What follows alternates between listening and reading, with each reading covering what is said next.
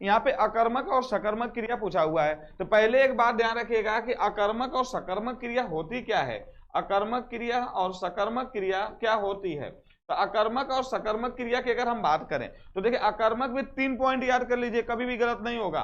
पहला पॉइंट याद कर लीजिए कि जहां क्रिया स्वतः हो, है ना, क्या हो, स्वतः हो, अपने से होता है, कोई कर नहीं रहा है। तो स्वतः का मतलब क्या है भाई, मतलब जैसे बूंद बूंद से घड़ा भरता है, किससे भैया, बूंद बूंद से घड़ा भरता है, घड़ा को कोई भर रहा है, अपने से भर रहा है। तो बूंद बूंद घड़ा भरता है ना, हाथ खुजलाता है तो भैया अपना हाथ अपने से खुजला रहा है, मैं नहीं खुजला रहा, है ना, जिसका जी ललचता है, जी मचलता है, ये आपका स्वतः होता है। तो यहाँ पर अकर्मक क्रिया होती है।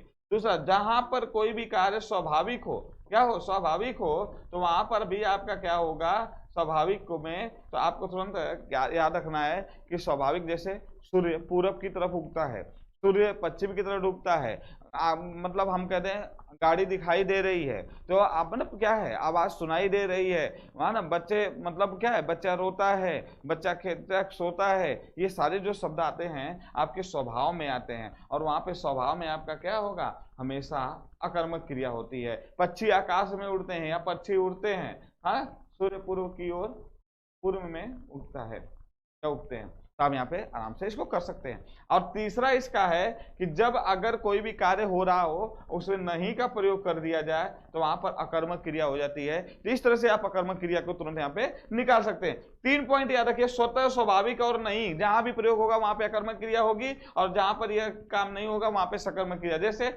उसने, मैंने उसे एक पुस्तक दी, तो भैया यहाँ पर जो वह है वह एक पुस्तक देने का कार्य कर रहा है, मतलब कार्य यहाँ पर चल रहा है, न यह स्वतः है, न यह स्वभाव है, न इसमें नहीं का प्रयोग है, तो मतलब यहाँ पे सकर्मक क्रिया हो जाएगी। क्या हो जाएगी, सकर्मक क्रिया। राम पत्र लिख रहा है, भैया यहाँ पे पत्र लिखने का भी काम चल रहा है, और ये भी आपका क्या हो जाएगा, सकर्मक क्रिया हो जाएगी, कोई स्वभाव वाला कार्य नहीं है। सोहन देर तक सोता है, विद्यार्थी कक्षा में पढ़ रहे हैं, यहाँ पे विद्यार्थी कक्षा में पढ़ रहे हैं, यह आपका सकर्मक क्रिया होगी क्योंकि कार्य चल रहा है। सोहन देर तक सोता है और सोना स्वभाव है, इसलिए सोना स्वभाव है, तो इसलिए आपका क्या हो जाएगा, अकर्मक क्रिया हो जाएगी। इसलिए ऑप्शन नंबर सी हमारा बिल्कुल राइट आंसर है। यहाँ पर जितने लोग सी आंसर दिए सब सही।